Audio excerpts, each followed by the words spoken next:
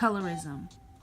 Prejudice or discrimination against individuals with a dark skin tone, typically among people of the same ethnic or racial group. I can't tell where mine is. I think most African Americans have been affected by colorism, consciously or unconsciously. My mom raised me and my brother in a single parent household, and she's light skinned. My brother is light skinned, and I was the dark one. So I always feel like the black sheep of the family. I used to kind of get teased because people used to didn't think I was part of the family because of how dark my color. I'm one of 7 siblings, and I have a brother who is very, very fair skinned and has hazel eyes. And when he went to school, kindergarten, he came home crying one day. And my mother said, "Why? What happened? You know, what's wrong with you?" And he said, "Those colored kids have been hitting me." And so she said to him, "Well, what do you think you are?" And he said, "I don't know." And he said he felt like that because he didn't look like anybody else in his family. He wasn't brown like the rest of us.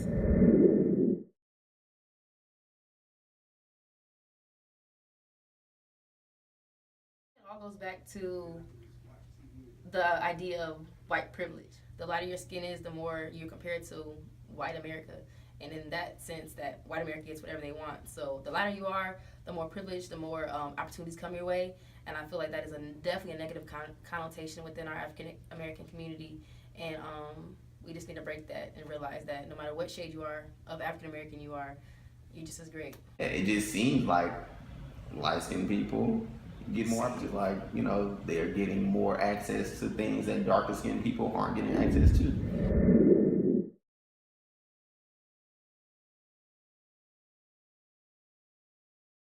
We see our culture, society, politics, media.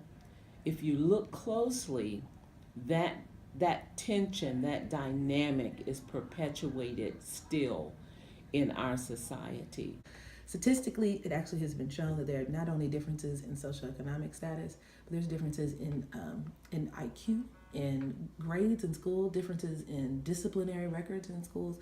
There are vast differences between lighter skin and darker skin African Americans, not because of actual biological differences, but because of colorism, because the treatment is different for different individuals. I think we see that politically. I think we see that socially.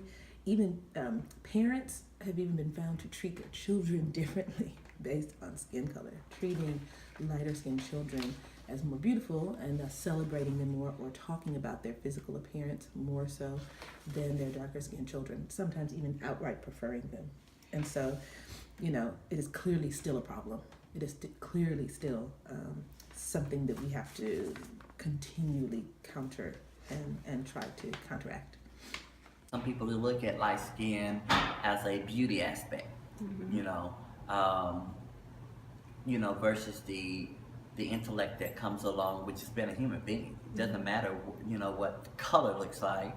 It's all about what we have up here. And you can be the most beautiful person and not have the intellect to back up being a beautiful person, So with that being said, I definitely think it plays a major role in the united front that we see.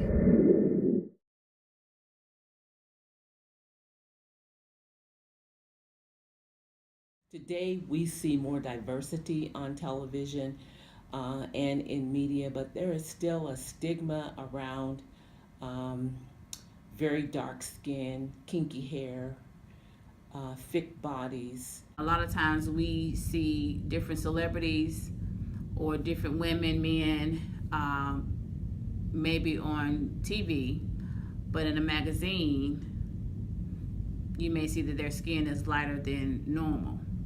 And some people that are in that area know that a lot of times pictures are Photoshop or altered in some way to make their skin lighter.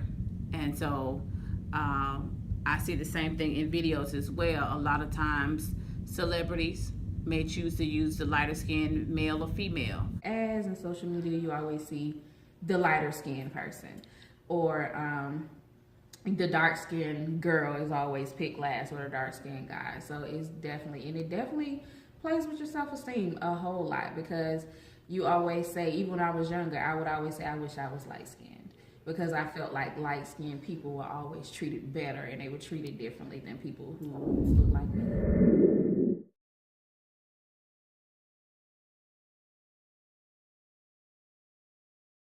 People would not or don't talk about the issue of colorism because of their own guilt that they may feel about their racist thinking, or how they feel about the issue of color. And the other thing is, there's a lot of people who are in denial. They may feel like there's no issue at all. So why talk about it if it's not an issue? It will have to focus on two things. One, exposure, that there's a truth behind it, and then two, that someone actually has to do something about it. So the choice not to focus in on it or channel in on the topic will always be a number one preference. When you're in denial and you close your eyes to the issues around you, you can definitely overlook and not deal with those issues that are right in front of you.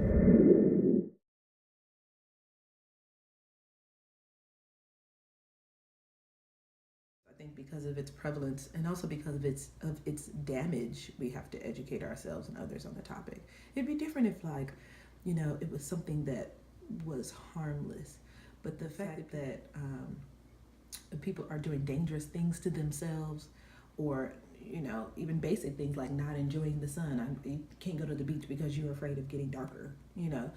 Because people's lives are still being so greatly influenced by color and by skin color, specifically in the African American community, then we have to keep on kind of in the crusade to fight it. I think it is important for us as a minority to educate ourselves on colorism, to bring back a sense of self-love, because ultimately we need to break the cycle of colorism. Within our own community, there's a discrimination, and that's where the colorism comes into play, that we often discriminate on each other as a race. And so, which has to be something that we have to fix eternally.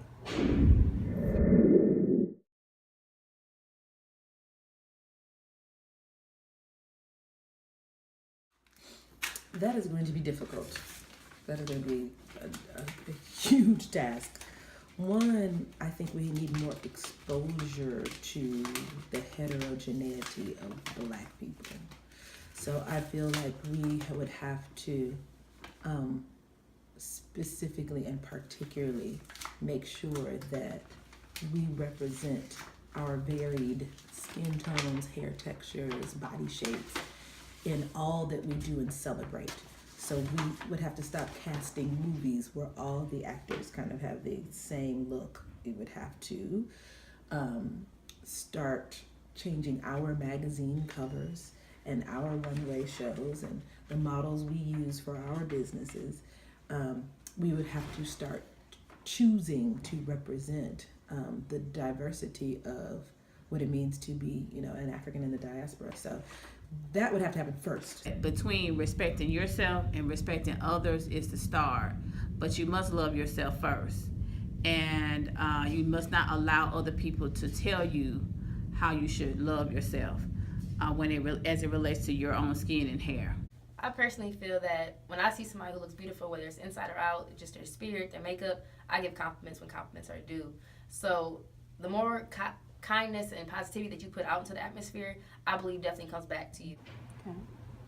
Okay. In order to be successful in anything that we do, we first must have to feel good about ourselves.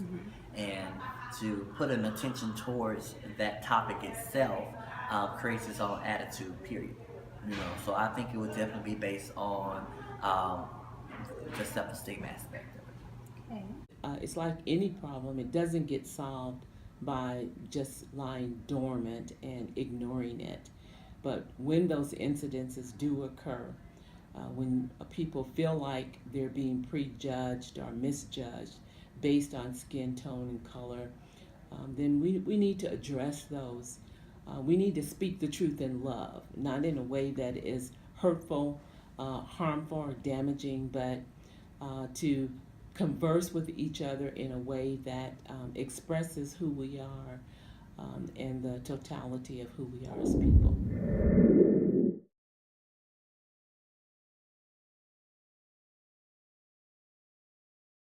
I know for me personally, I used to battle with feeling that I was too dark in the family or just around my peers in general. I felt because I was so dark that I wasn't pretty. But now that I'm at HBCU and seeing various colors, various shades of black, it's gave me so much motivation and inspiration to be proud of the skin that I'm in and embrace it.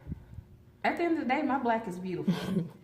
And I've grown to love me. And I mean, I think Tupac had it right when he said the blacker the berries, the sweeter the juice. Okay. So it's just like, my black is beautiful. I love it. I love me. I love everything about me. And at the end of the day, God didn't make no mistakes.